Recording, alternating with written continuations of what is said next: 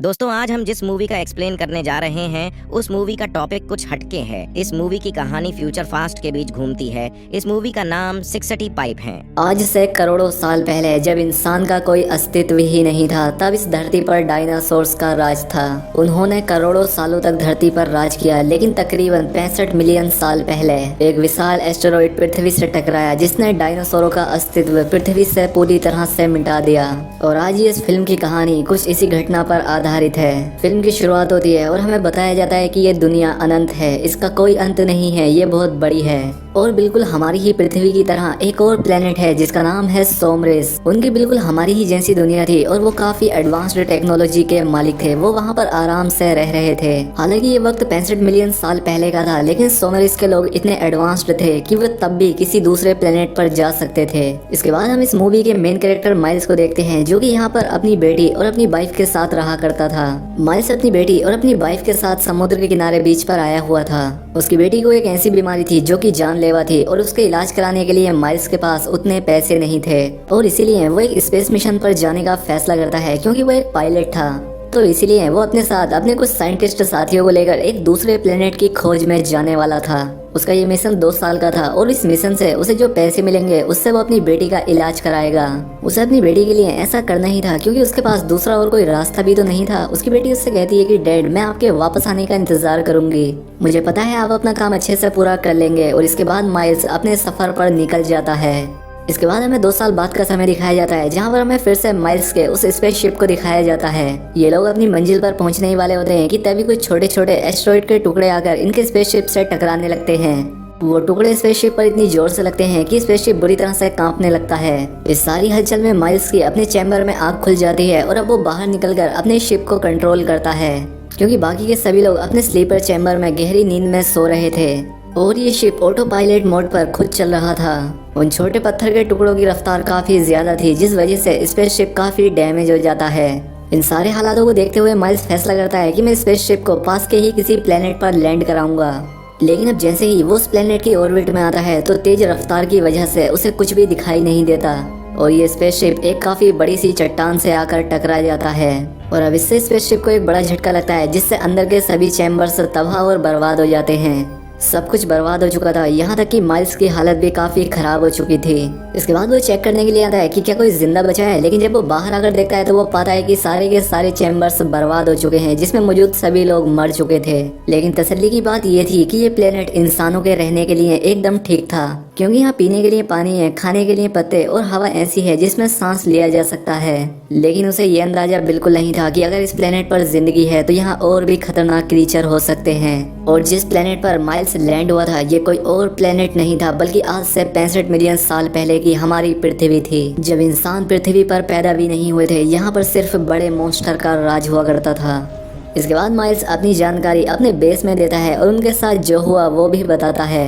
उसे याद आता है कि हमारी इस स्पेसशिप में 2 छोटी स्पेसशिप भी थी जो कि इमरजेंसी में काम आती थी, लेकिन उसे अंदाजा नहीं था कि वो कहाँ गिरी थी। और क्योंकि वो शिप काफी मजबूत थी तो माइल्स फैसला करता है कि वो उन्हें ढूंढेगा और कैसे भी करके अपने प्लेनेट तक वापस पहुंचूंगा। अब उसे यहाँ पर खाने पीने के लिए कुछ भी नहीं मिल रहा था और हालात काफी मुश्किल थे। एक बार तो माइल्स खुद को मारने का भी डिसाइड करता है, लेकिन जब उसे अपनी बेटी की याद आती है तो वो रुक जाता है। वो उसकी तस्वीरें देखकर उसे याद करने लगता है। इसके बाद उसे सिग्नल मिलता है कि उन सभी चैम्बर्स में से एक चैम्बर में से आवाज आ रही है। अब माइल्स वहाँ पर चेक करने के लिए जाता है कि क्या सच में अभी भी कोई जिंदा है। अब थोड़ी देर ढूंढने के बाद माइल्स को वो चैम्बर मिल जाता है। उसके अंदर एक छोटी बच्ची थी, वो उसकी बेटी की ही उम्र की थी। वो उसे अपने साथ ले जाता है और जब उसे होश आता है तो वो उससे पूछता है कि तुम कहाँ से हो, तुम कौन हो, कहाँ से आई थी और तुम्हारे सारे ग्रुप का क्या प्लान था। वो लड़की बोलती तो है, लेकिन माइल्स को कुछ समझ नहीं आता, क्योंकि उस लड़की की लैंग्वेज अलग थी, इसलिए वो समझ नहीं पाता कि लड़की क्या कह रही है, किस भाषा में बात कर रही है। माइल्स को चैम्बर में इस लड़की की डायरी भी मिली थी, जिसे पढ़ने के बाद उसे समझ आता है कि इस लड़की का नाम कोआ है। अब अगली सुबह माइल्स इस प्लेनेट को बारीकी से जांचने के लिए यहाँ छानबीन करने के लिए घूमने चला जाता है और साथ ही वो अपनी स्पेसशिप को भी ढूंढ रहा था। यहाँ पर उसे काफी सारे वोल्केनो मिलते हैं जो कि बार बार फट रहे थे और यहाँ पर एक डायनासोर का कंकाल भी पड़ा था। इसके बाद माइल्स अपना हाई टेक्नोलॉजी जीपीएस निकालता है जो कि किसी भी चीज को ढूंढने का काम किया करता था, जिससे माइल्स को पता लग जाता है कि उसका छोटा स्पेसशिप यहाँ से 15 किलोमीटर की दूरी पर एक पहाड़ पे क्रैश हुआ है। अब वो आगे देखने के लिए जैसे ही झांकता है, डायनासोर का एक छोटा बच्चा उस पर हमला कर देता है। लेकिन माइल्स की किस्मत अच्छी थी, उस पर एक इलेक्ट्रिक गन थी। वो उस डायनासोर के बच्चे को खुद से दूर करके उसे मार देता है और अपनी जान बचाकर उस बच्चे के पास आ जाता है। वो उसे इस सब बारे में बताता है। वो कहता है हमें जल्द से जल्द ब्रिज का रास्ता पार करके वहाँ पर पहुँचना होगा ताकि हम यहाँ से निकल सकें। माइल्स की बात सुनकर कोआ उससे कहती है कि हम जिन चैम्बर्स में आए थे उसमें मेरे पेरेंट्स भी थे और उन्हें लिए बगैर मैं कहीं नहीं जाऊंगी। लेकिन माइल्स जानता था कि वो सारे चैम्बर्स तबाह हो चुके हैं। वो उस बच्चे को ये बात ना बताते हुए उसे समझाता है, लेकिन कोआ उसकी कोई भी बात सुनने को तैयार ही नहीं थी। इसीलिए माइल्स उससे झूठ बोल देता है कि तुम्हारे पेरेंट्स भी उसी पहाड़ पर हैं, तो जल्द से जल्द मेरे साथ चलो, हमें वहाँ पर पहुँचना होगा। अब इसीलिए कोआ मान जाती है और ये अपनी पूरी तैयारी के साथ अपनी मंजिल के लिए निकल पड़ते हैं। लेकिन जितना आसान ये रास्ता लग रहा था उतना ही खतरनाक और खतरों से घिरा हुआ था, क्योंकि इस समय में ना सिर्फ चलने वाले बल्कि उड़ने वाले डायनासोर्स भी थे और न जाने किस किस तरह की मखलूकात थी जो कि इन पर कभी भी हमला कर सकती थी। अब ये दोनों किसी तरह से छिपते छिपाते एक बड़े से मैदान से होते हुए एक जंगल में आ जाते हैं और यहाँ पर होते हैं भयानक डायनासोर जो कि इन्हें देख लेते हैं। वो इन पर हमला करने लगते हैं। अब माइल्स अपनी इलेक्ट्रिक गन निकालकर उन पर शूट करता है और वो अपना और कोआ का बचाव कर रहा था। खैर अब ये लोग किसी तरह से यहाँ से बचकर आगे जाते हैं, जहाँ पर इन्हें एक झरना मिलता है। यहाँ पर ये अपना हाथ मुंह धोकर थोड़ा आराम करते हैं। इसके बाद माइल्स एक पेड़ पर चढ़ता है और अपना जीपीएस निकालकर पता करता है कि अब उनका स्पेसशिप कितनी दूरी पर रह गया है। लेकिन तभी अचानक से टहनी टूट जाती है और माइल्स जोर से जमीन पर आकर गिरता है, जिससे उसका एक हाथ डिसलोकेट हो जाता है, जिससे उसे काफी दर्द हो रहा था। और उस टहनी के टूटने की आवाज सुनकर यहाँ पर कुछ भयानक डायनासोर्स आने लगते हैं। अब वो माइल्स को जैसे ही मारने के लिए आते हैं कि माइल्स के पास कुछ बॉम्ब्स होते हैं जिन्हें वो डायनासोर्स के ऊपर ब्लास्ट करता है, जिनसे वो मरने लगते हैं। यहाँ पर माइल्स इस तरह से अपना बचाव कर रहा था और कोआ एक दूसरी जगह पर जाकर एक पेड़ की टहनी के पीछे छिप जाती है। लेकिन तभी कोआ को एहसास होता है कि वो गलत जगह पर आ गई है, क्योंकि ये जगह तो उड़ने वाले क्रीचर्स का ठिकाना थे। तो अब इसीलिए कोआ उन्हें देखकर यहाँ से दूसरी जगह पर जाने लगती है। लेकिन इससे आवाज पैदा हो जाती है और एक उड़ने वाला डायनासोर उसे देख लेता है, जो कि धीरे धीरे उसकी तरफ बढ़ने लगता है। वो काफी डर गई थी क्योंकि अब बचने का कोई रास्ता नहीं था और डायनासोर काफी करीब आ गया था। वो एकदम से हमला करके उसके कपड़े पकड़ लेता है और गोवा को खींचकर अपने साथ ले जाने लगता है। लेकिन माइल्स ऐसा होते हुए देख लेता है। वो डायनासोर का पीछा करता है और उसे शूट करके गोवा की जान बचा लेता है। वो इस सब से काफी डर गई थी, इसीलिए माइल्स उसे अपनी पीठ पर उठाकर उस पहाड़ की तरफ जाने लगता है, क्योंकि उसे कोआ में कहीं ना कहीं अपनी बेटी नजर आ रही थी, जिसे कि 2 साल पहले वो अपने प्लेनेट पर छोड़कर आया था। अब क्योंकि इन्हें चलते चलते रात हो जाती है और रात में चलना खतरे से खाली नहीं था, इसलिए ये लोग एक केव में जाकर रात गुजारने का फैसला करते हैं। यहाँ पर माइल्स दोबारा से अपना जीपीएस चेक करता है कि अब उनका स्पेसशिप कितनी दूर रह गया है। लेकिन यहाँ पर जो चीज माइल्स को पता लगती है उसे जानकर इनके होश उड़ जाते हैं, क्योंकि स्पेस में जो चट्टानों के टुकड़े माइल्स के स्पेसशिप से आकर टकराए थे वो अब पृथ्वी पर गिरने वाले थे, जिससे होगा ये कि सारे डायनासोर्स और पृथ्वी पर जो भी चीज है वो सब कुछ तबाह हो जाएंगे। वो सारी चीजें राख में बदल जाएंगी। वो ये सारी चीजें समझ गया था और वो कोआ को भी इस बारे में बताता है।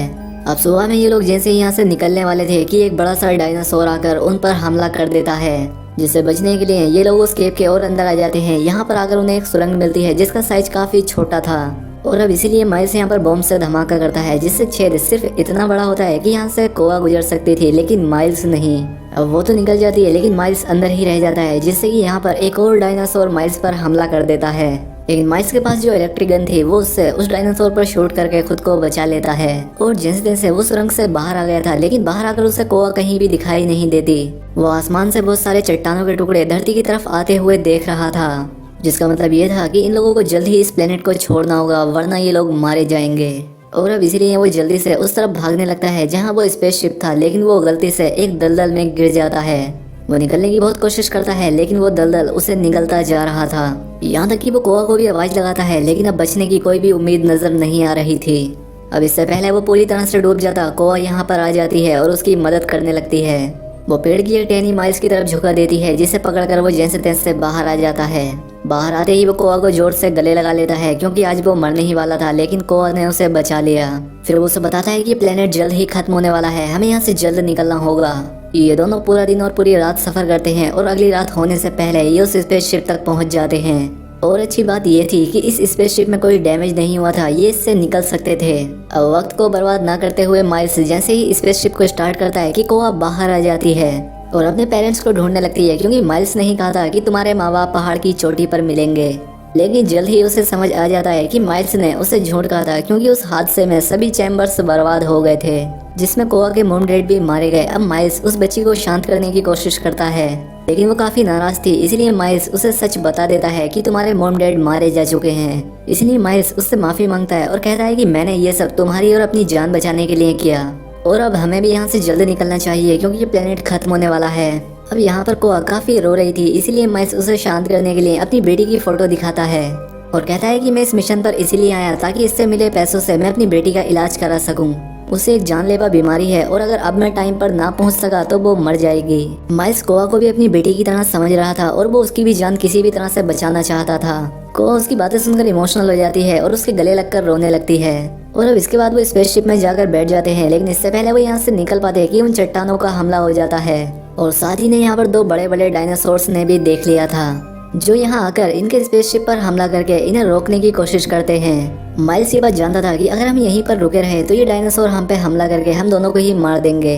इसलिए वो स्पेसशिप से बाहर जाकर डायनासोर्स का ध्यान अपनी तरफ करता है ताकि कोआ की जान बच सके।